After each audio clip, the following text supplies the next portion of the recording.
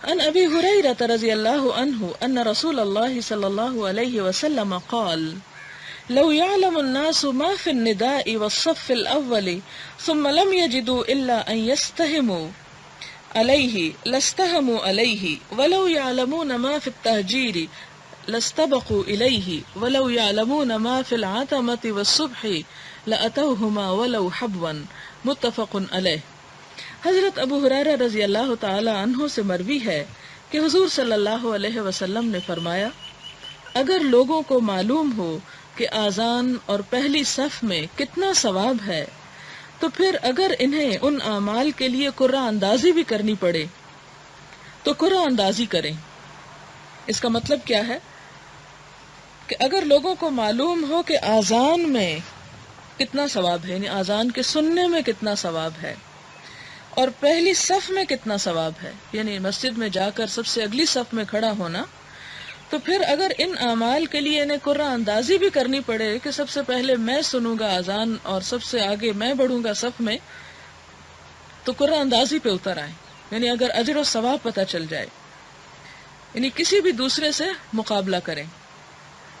اور اس کام میں کبھی بھی تاخیر نہ کریں۔ اور اگر ان کو معلوم ہو کہ جلدی نماز کے لیے جانے میں کتنا ثواب ہے تو وہ اس میں سبقت لے جانے کی کوشش کریں، کیونکہ عموماً یہ ہوتا ہے کہ جب اکٹھی نماز پڑھنے کا وقت ہو تو کہتے ہیں اچھا ابھی سب لوگ صف بنا رہے ہیں، میں ابھی اتنی دیر میں وضو کر کے آ جاؤں گا، یعنی عموماً اس میں غفلت برتی جاتی ہے اور پیچھے رہا جاتا ہے، اور اس کا نتیجہ کیا ہوتا ہے کہ بعض اوقات لوگ اس بات کے انتظار میں اچھا وہ وضو کر کے آ جائے اور وہ اوپر سے اتر آئے تو پھر ہم نماز پڑھیں گے، اور اس طرح سب کی نماز کو تاخیر ہو جاتی۔ فرمایا کہ اگر کسی کو پتہ چل جائے کہ اس پہلے آنے میں کتنا ثواب ہے تو پھر کوئی دوسرے کو اپنے سے آگے نہ بڑھنے دے، لیکن چونکہ ہمیں اجر و ثواب کا علم نہیں اس لیے ہم لٹاتے رہتے ہیں۔ اور پھر فرمایا اگر انہیں معلوم ہو کہ عشاء اور صبح کی نماز میں کتنا ثواب ہے، یعنی خاص طور پر عشاء اور فجر، کیونکہ یہ بھاری نمازیں ہیں اور منافقین باقی نمازیں تو پڑھ لیتے تھے لیکن ان نمازوں میں انہیں بھی بڑی مشکل ہوتی۔ ایک یہ ہے کہ نیند چھوڑ کے اٹھنا پڑتا ہے اس وقت کی نماز، اور دوسری ذرا لمبی نماز ہوتی ہے اور وہ بھی پھر دن بھر کا انسان تھکا ہوا ہوتا ہے۔ تو اس لیے یہاں سے یہ بات بھی پتہ چلتی ہے کہ جو کام جتنی مشکل میں کیا جاتا ہے اس کا اجر و ثواب اتنا ہی زیادہ ہوتا ہے۔ فرمایا کہ اگر انہیں عشاء اور صبح کی نماز میں پتہ چل جائے کہ کتنا ثواب ہے تو وہ ان نمازوں کے لیے ضرور آئیں، خواہ انہیں ہاتھوں اور گھٹنوں کے بل چل کر آنا پڑے، یعنی پھر وہ اپنے بستروں پر لیٹے نہ رہ جائیں، بلکہ اگر چل نہیں سکتے